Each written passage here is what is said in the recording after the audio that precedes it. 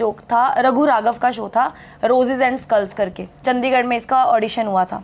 वो किया मैंने, वो नहीं हो पाया, 2-3 राउंड्स हुए, नहीं हुआ। फिर लव स्कूल के लिए मेरे को कॉल आया कि लव स्कूल एक शो आया था। हाँ, उसके अंदर एक वो था, सिंगल्स के लिए अलग था और कपल के लिए अलग था, तो मुझे सिंगल्स में बुलाया जा रहा था, वो मैं नहीं कर पाई, पता नहीं कैसे करके मैंने वो छोड़ दिया। फिर धीरे धीरे मैं मुंबई चली गई। फिर उसके बाद 2016 में ये जो शोज के ये सब तुम यहीं से कर रहे, दिल्ली से कर रहे थे? नहीं, ये हो रहा था, ऑडिशन इसका चालू था चंडीगढ़ में। मैं चंडीगढ़ रहती थी तब। चंडीगढ़ से कर रहे थे? हाँ, मैं अम्बाला से हूँ बेसिकली, और मैं पढ़ाई कर रही थी, बनूर पड़ता है मेरा कॉलेज, स्वामी विवेकानंद, उधर से पढ़ रही थी। तो मैं मोहाली, चंडीगढ़, पंचकुला इस वाली साइड रहती थी, तो वहाँ ऑडिशन दिए। फिर मैं मुंबई चली गई, फिर मुंबई जाकर ऑडिशन दिए, नहीं हुआ, कुछ नहीं बना। 1-1.5-2 महीने बाद मेरे पास पैसे भी खत्म हो गए। 7500 रुपये मैं लेके गई थी बॉम्बे। हाँ, 7500 रुपये में बॉम्बे? हाँ, कुछ था ही नहीं सेविंग, ऐसा कुछ बैकअप प्लान भी नहीं था। बस मुझे था कि मुझे एक बार जाके देखना है, मुझे कल को रिग्रेट ना हो कि मैंने ट्राई नहीं किया। फिर 5500 का तो पीजी आ गया था वहाँ पे। कितने बचे मेरे पास? 1500-2000 रुपये बचे। और फिर घर वालों ने मुझे वापस बुला लिया। तो फिर तुम घर पे बता के नहीं गए थे? नहीं, बिना बताए तुम घर से बॉम्बे चले गए? भाग, जैसे सुना है मैंने बहुत लोगों का कि हीरो बनने के लिए लोग घर छोड़ के भाग जाते हैं, मतलब तुम्हारा भी वही सीन था? हाँ, वैसा ही था, क्योंकि मेरे अंदर उतनी हिम्मत ही नहीं थी कि मैं एक बार घर पे बात कर लूँ इस बारे में कि मुझे इस फील्ड में जाना है। मुझे डर लगता था कि जैसा हमने बॉम्बे को सुना है, नहीं भेजेंगे पेरेंट्स।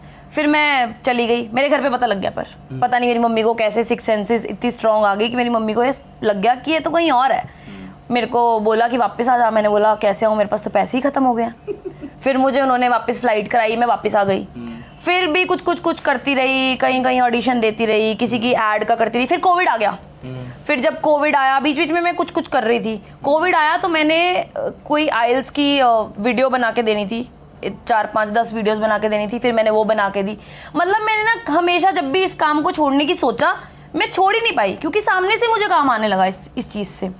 फिर उसके बाद मैंने ऑडिशन दे रही थी, मैं चंडीगढ़ में मैंने ऑडिशन दिया। मुझे शो मिला उड़ारियाँ, जो एक बड़ा फेमस शो, कलर्स का शो है, जो ड्रीमियाता प्रोडक्शन का, सरगुन मेहता और रवि दुबे उसके प्रोड्यूसर्स हैं। वहाँ पे मैंने 5-6 दिन का काम किया। उनको थोड़ा काम मेरा पसंद आया। फिर उसके बाद मैंने उन्हीं की प्रोडक्शन का एक और शो किया, स्वर्णघर, जो कलर्स पे आया। उसके लिए वो मैंने किया, 6 to 7 मंथ्स वो चला। उसमें मेरा नेगेटिव लीड का कैरेक्टर था, मलाइका नाम था उसका, मलिका नाम था मेरे कैरेक्टर का। वो किया हितेन तेजवानी के ऑपोजिट।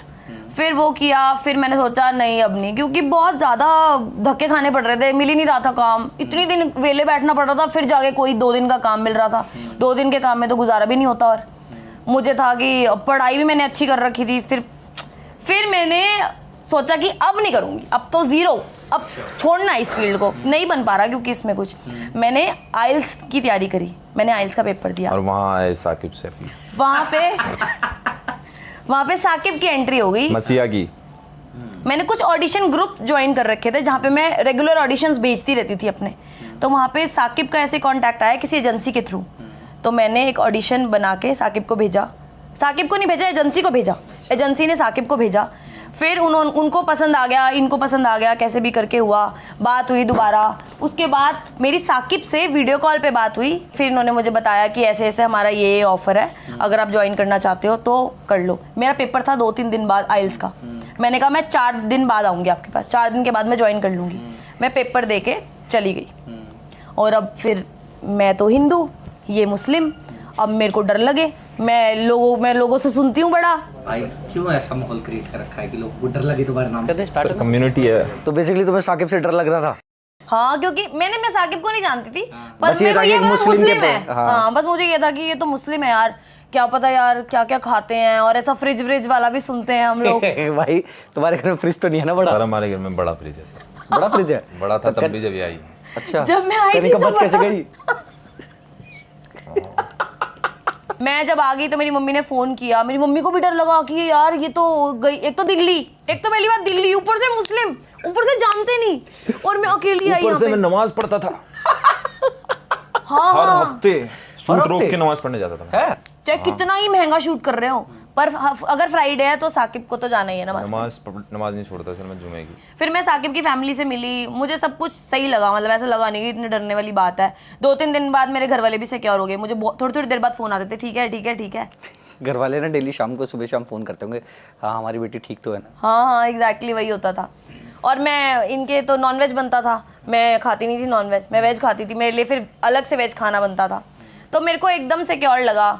फिर हम लोगों ने काम करना साथ में शुरू करा बस। अच्छा फिर तुमने इनके साथ रेगुलर काम किया? हाँ फिर मुझे 2 महीने बाद वापस भेज दिया, तो मैं इतना रोई मैं कि मुझे नहीं, मैं आधे के भी आधे में काम कर लूँगी, पर इनको था कि नहीं कर दे सकते। इतनी वो जुल्म, इतना जुल्म। दोस्ती होगी थी सर बहुत अच्छी।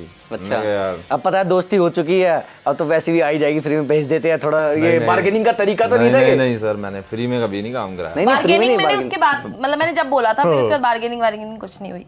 और मेरा आइल्स का रिजल्ट आ गया बीच में, वो मेरा क्लियर हो गया, और पर मैंने प्लान ड्रॉप कर दिया। मैंने कहा छोड़ यार, वहाँ जाके 0 से शुरू करना पड़ेगा, इधर मेरा अच्छा चल रहा है, मेरे को एक्टिंग करने में बड़ा मजा आने लगा, फिर मैंने वो प्लान ड्रॉप कर दिया। फिर प्लान ड्रॉप किया तो इन्होंने मुझे घर भेज दिया। Very bad Sakib. गरीबी सर।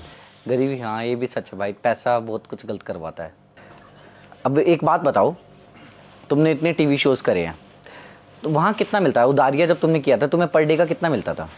पर डे मुझे मिलते थे 3500 रुपये बस एक दिन का। इतना बड़ा तुम टीवी शो कर रहे हो, सिर्फ तुम्हें 3500 रुपये पर डे? सर बहुत कम बजट देते हैं टीवी शो वाले।